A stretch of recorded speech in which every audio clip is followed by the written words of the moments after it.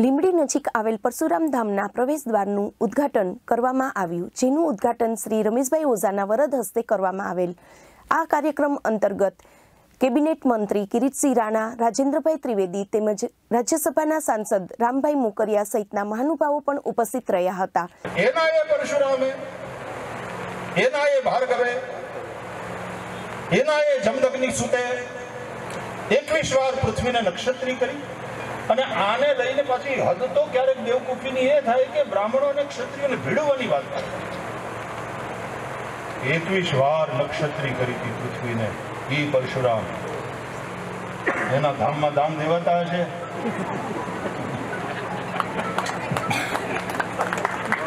આ તો કિરીટસિંહજી ને આ બધા આપણા ક્ષત્રિય, આપણો આ ક્ષાત્ર તેજ એ તો સમજદાર છે, નહીં તો ઘણા ભીડવી મારે। આ પરશુરામને આપણે ચિરંજીવ કહીએ છીએ ને 21 વાર પૃથ્વીને નક્ષત્રી કરી, એનો મતલબ જ્યારે જ્યારે રાજ સત્તા ધર્મનો માર્ગ ચૂકી અને પ્રજા પાલન અને પ્રજાનું રક્ષણ કરવાને બદલે સત્તાના ઉપભોગમાં અને પ્રજાને ત્રાસ વર્તાવવામાં જ્યારે લાગી ગઈ, ત્યારે ત્યારે બ્રાહ્મણ વર્ગનો જે સામૂહિક આક્રોશ જાગ્યો, એ સામૂહિક આક્રોશનું નામ પરશુરામ છે। અને ભૂતકાળમાં આવા પ્રસંગો 21 વાર બન્યા અને પરશુરામ હજી ચિરંજીવ છે, હજી કદાચ પાછા 21 વાર આવું કરવું પડે। અને ક્ષત્રિય એટલે નોટ ક્ષત્રિય એઝ એ કમ્યુનિટી, ક્ષત્રિય याद रहे जे भगवान परशुराम एवा धर्मी क्षत्रियों नाश करे छे, ए दशरथजी अने जनकजीनो केटलो आदर करीने ने केटलो प्रेम करीने केटला आशीर्वाद आपे। ए जनकने त्यां पधारे त्यारे भगवान परशुराम शिवजीनु धनुष्य मूकीने जाए, जनक इसकी पूजा करना, महादेव तुम्हारा कल्याण करे। એટલા માટે હું ગયા કરું હંમેશા પરશુરામ જયંતિ હોય ત્યારે ખાસ કહું કિરીટસિંહજી બ્રાહ્મણોને કે પરશુરામ મને કુવાડો આપે ને બધા તે દિવસે અમે ભેટ એ કરીએ, પછી મૂકી રાખવાનો એક પર, પણ અમે પરશુરામ જયંતિના દિવસે બહાર કાઢીએ। એટલે હું કહું અમારા બ્રહ્મ સમાજને કે પરશુરામના કુવાડાને આંખ હતી, આંધળું કિયા નહોતો કરતો। પરશુરામનો કુવાડો ક્યારે આંધળું કિયા ન કરે, ક્યાં હલાવવો, કોને દંડ દેવો એની સમજણ એની પાસે છે। એટલે સમગ્રપણે કોઈ એક કોમ પ્રત્યે પરશુરામ ભગવાનનો ક્રોધ હતો એવું નહીં કહી શકાય, કારણ ભગવાન છે વાત। આપણા અવતારો કેટલાક બ્રાહ્મણ પેલામાં થયા, કેટલાક ક્ષત્રિયમાં પણ થયા। જૈનોમાં તો બધા તીર્થંકરો ક્ષત્રિયમાંથી આવ્યા અને જૈનિઝમનો પ્રચાર કરનારા બ્રાહ્મણ પંડિત બધા તીર્થંકરો। ક્યાં ક્ષાત્ર ધર્મ, ક્યાં હિંસાની વાત આવે, અને પછી ક્યાં જૈનિઝમ અહિંસાની વાત। આમ બે છેડા લાગે।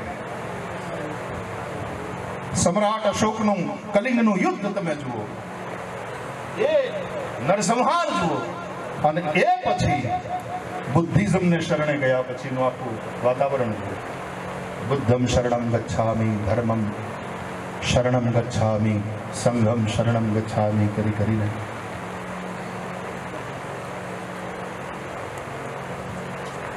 બહુ કડક ને ક્રોધી માણસ હોય ને એને એટલો જ અંદરથી નરમ જોયો છે। પ્રકૃતિ બેલેન્સ કરે જ સાહેબ, એને અંદરથી એટલા જ નરમ અને ભાવુક જોયા છે। એટલે જેમ નાળિયેર બહારથી કેટલી એની કાચલી કઠણ,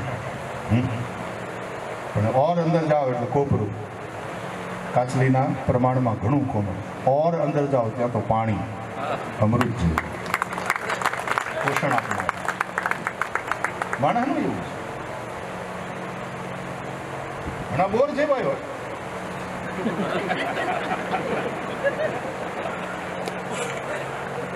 થોડાક અંદર ઉતરો ઠળિયા નીકળે.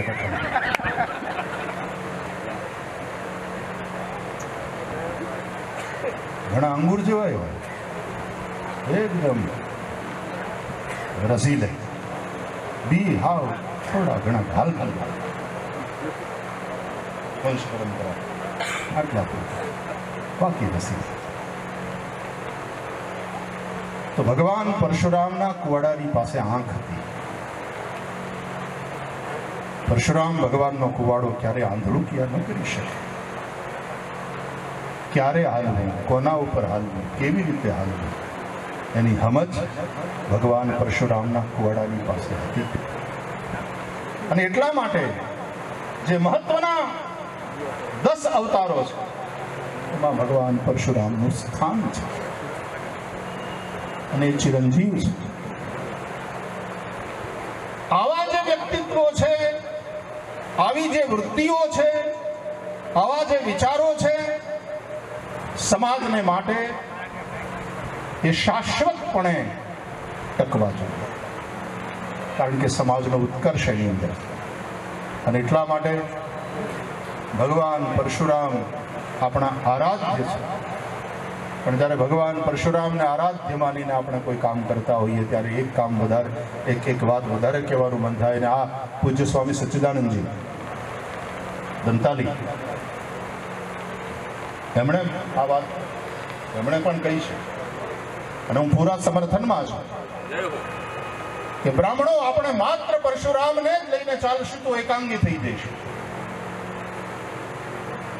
ભગવાન પરશુરામ આપણા આરાધ્ય છે, પણ એની હારોહાર ચાણક્ય એ આપણો આદર્શ હોય. આ બંને મહાપુરુષોનું સામાજિક અને રાજનીતિક ક્ષેત્રમાં પ્રદાન છે. એમાં પરશુરામ ભગવાન છે. આપણે ચાણક્યને ભગવાન નથી માનતા અને એટલા માટે પરશુરામ ભગવાનને આપણા આરાધ્ય રૂપે આપણે સ્વીકારીશું, પણ ચાણક્યને આપણે આપણો આદર્શ માનવો પડશે અને એ રીતે ચાલવું પડશે. બ્રાહ્મણ બુદ્ધુ રહેવા માટે થઈને જન્મ્યો નથી. એની પાસે પરશુરામ જેવો આવેશ હોય પણ સાથે સાથે ચાણક્ય જેવી બુદ્ધિ પ્રતિભા પણ હોવી જોઈએ.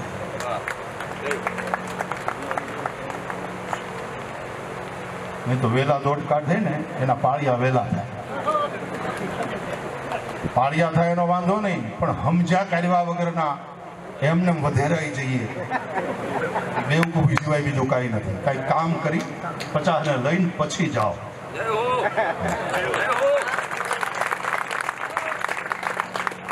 ચાણક્યની બુદ્ધિ. ચાણક્યની ચતુરાઈ.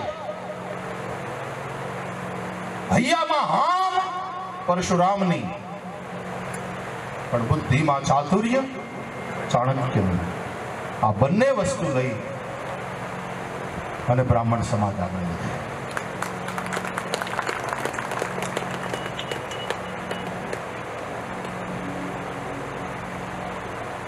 કેટલીક કડવી વાત કહું, ખોટું નહીં લાગે ને? અને લાગે તો વ્યાસ તરીકે તમારો કાન પકડવાનો મને અધિકાર છે. ભાઈશ્રી તરીકે હું તમારી હારો હાર લાડવા ખાવા. વ્યાસ તરીકે તમારું માર્ગદર્શન કરતા કરતા તમારો કાન ખેંચવાનો મારો માત્ર અધિકાર નહીં, મારું કર્તવ્ય પણ છે. મારી ફરજમાં આવે. ડોંગરે બાપાના પ્રતિનિધિ રૂપે પૂજ્ય કૃષ્ણશંકર દાદાના પગલે ચાલતા ચાલતા પૂજ્ય બદ્રીનાથ શાસ્ત્રીજીના પગલે ચાલવાનો કોશિશ જ્યારે પ્રયાસ કરું છું ત્યારે કર્તવ્ય પણ છે. આ જે હું વાતો કરું છું એમાંથી બ્રાહ્મણ સમાજ આપણે ક્યાંક ડિટેરિયોરેટ થતા જઈએ છીએ. આપણું સ્તર, આપણું કદ, આપણી પાત્રતા ક્યાંક ઘટતી જાય છે. ગાયની અને બ્રાહ્મણની એક હરખી દશા છે સાહેબ. સમાજ આ બંનેને પૂજનીય માને છે, પણ બંનેની દશા દયનીય છે. ગાયની પણ અને બ્રાહ્મણની પણ.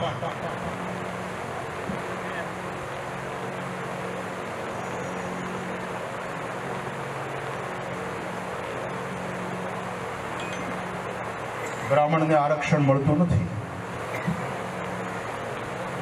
કદાચ મળવાનું નથી. કેટલાક લોકોના મનમાં એવી પૂર્વાગ્રહથી પ્રેરિત દુર્ભાવના ઘર કરી બેઠી છે, જેનો આપણે સામનો લડીને નથી કરવાનો, સદભાવથી એનો કરવાનો. બ્રાહ્મણોને કારણે અમે પાછળ રહી ગયા, બ્રાહ્મણોને કારણે અમે શોષિત રહ્યા, અને કેટલીક વિચારધારાઓ રાષ્ટ્રમાં અત્યારે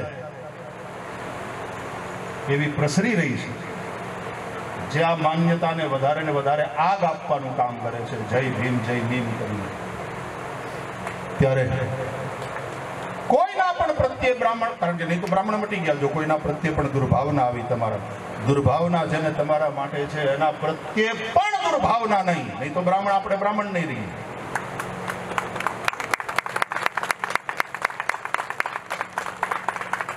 બ્રાહ્મણ ખરપાયો છે સાહેબ, બ્રાહ્મણ ખર્ચાયો છે, અને એટલા માટે બ્રાહ્મણની આજે આ સ્થિતિ છે. આરક્ષણ બ્રાહ્મણને મળવું જોઈએ કે ન મળવું જોઈએ, બ્રાહ્મણ સમાજના તમારા આગેવાનો ઉપર, છલભાઈ જેવા બધા બેઠા છે અહીંયા આગેવાનો, તમારા ઉપર છોડું છું, હું એની અંદર નહીં જાઉં. પણ એ આરક્ષણ નહીં મળે તો બ્રાહ્મણે પોતાની યોગ્યતાને સાબિત કરવી પડશે. એવા સક્ષમ બનો, દૈન્ય નહીં રહો. પરસ્પરની ઈર્ષ્યા, અદેખાય, નેતા થવાની હોડમાં સંસ્થાના ટુકડાઓ થાય.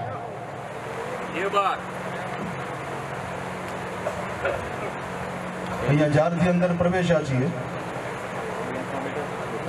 કાર્ડ પછી જોયું, વાંચ્યું, તો એમાં દ્વારનું ઉદ્ઘાટન તો કોકે કરવાનું હતું. પેલું આતિથ્યનું પેલું જે છે એમાં ક્યાંક તમારું નામ હતું, તમારું નામ. મારે ખાલી આવડું આમ જે આમાં લખ્યું હોય તે અમે કઈ વાંચ્યું નથી, અને એને અમે ફોલો કર્યું નથી. અમને અંદર હંપી જેને નામે જે એમ થયું, રાજેન્દ્રભાઈ તમે આવો, તમે આવડું આ છોડો, કિરીટસિંહજી તમે આવો, જગદીશભાઈ તમે આવો, આ બધા ભેગા થઈને નહીં ભાઈ શ્રી તમે કરો. એટલે અમે અમારી સદભાવનાથી કામ તમારું કરી દીધું. કંકોત્રીમાં લખ્યા પ્રમાણે નથી થયું, પણ અમે હંપીને કામ કરી દીધું, એકબીજાને આગળ કર્યું. આ સદભાવ સાથે કામ થવું જોઈએ એ આગ્રહ રાખો, સારી રીતે થવું જોઈએ એ આગ્રહ રાખો, પણ મારા દ્વારા થવું જોઈએ આ છોડો.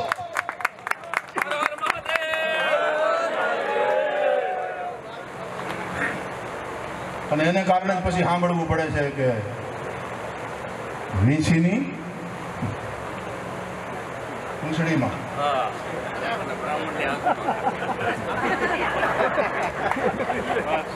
આપણી આંખમાં અમી હોવા જોઈએ. કહેવતોને ખોટી પાડવાનું આપણા હાથમાં છે. સંગચ્છધ્વમ સંવદધ્વમ સંભો મનાંસી જાણતા. નાની નાની વાતમાં ઘણીવાર આપણો ઈગો એવો હર્ટ થઈ જાય અને પછી આપણે નુકસાન કરવાનો પ્રણ લઈને નીકળી પડીએ. એવા બારવટા દીપે પણ જોગીદાસ ખુમાણ જેવા હોય તો.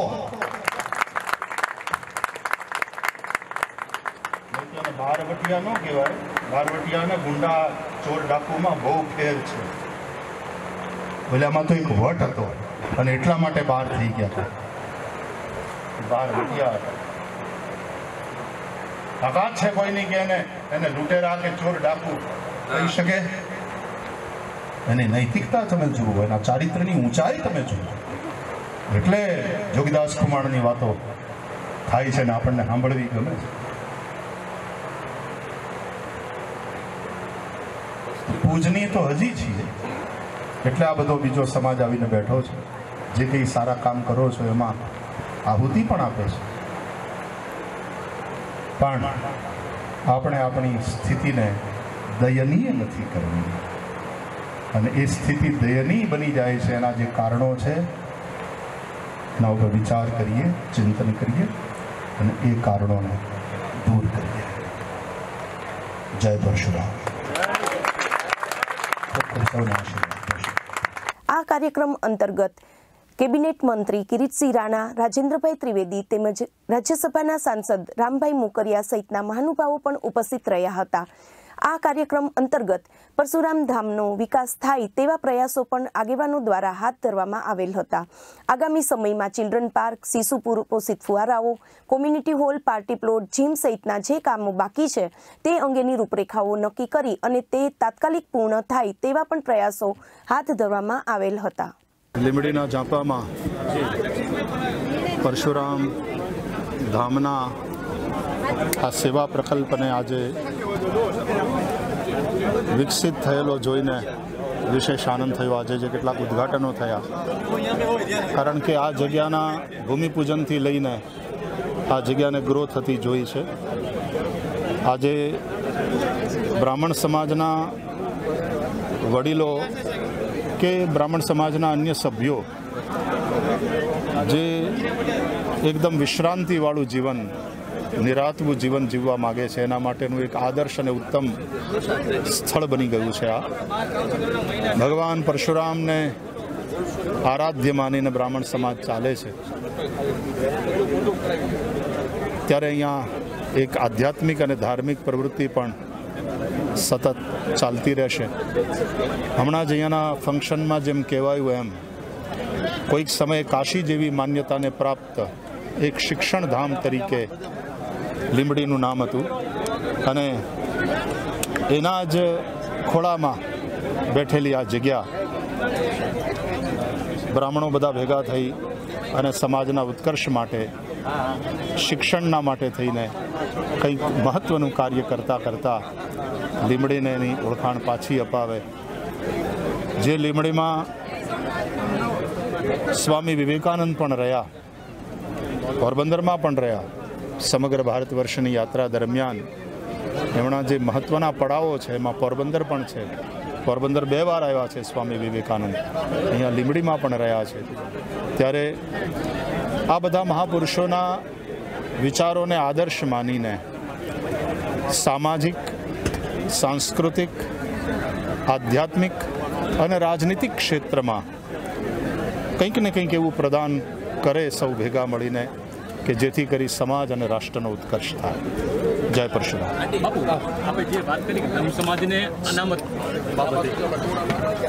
वो तो उसमें कह दिया, आप ले लेना उसी में. આજ રોજ પરશુરામ ધામ લીંબડી ખાતે યોજાઈ ગયેલ સમારોહ વિશે સાહેબ આપનો શું સંદેશ છે?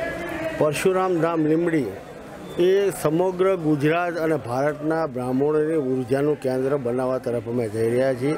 અહીંયા વિવિધ ફેસિલિટી જેવી કે સંત કુટીર, સેવક રૂમ, સર્વન્ટ ક્વાર્ટર, પવ્યાના પાણી માટે, સંગ્રહ માટે પાણીની ટાંકી, આવી તમામ યોજનાઓ અમે પરિપૂર્ણ કરેલી છે.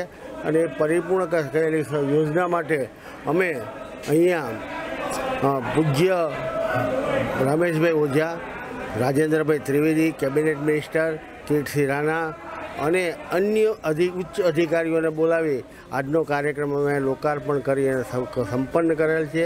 અમારી ભાવિ યોજનાની અંદર અમારે અહીંયા ફુવારો બનાવવો છે, અહીંયા અમારે કોમ્યુનિટી હોલ બનાવવાનો છે, યાત્રિક ભવન બનાવવું છે અને આ ધામની અંદર બિન રાજકીય સંસ્થા તરીકે ડેવલપ કરી અને સ્ટેજલેસ મિટિંગો કરવા માટે, સમાજને પ્રેરણા આપવા માટે અમે પ્રયત્નશીલ થયેલ છીએ. અને હું ખાતરી આપું છું કે વર્ષ 1.5 વર્ષની અંદર આ તમામ યોજનાઓ પૂર્ણ કરીશ.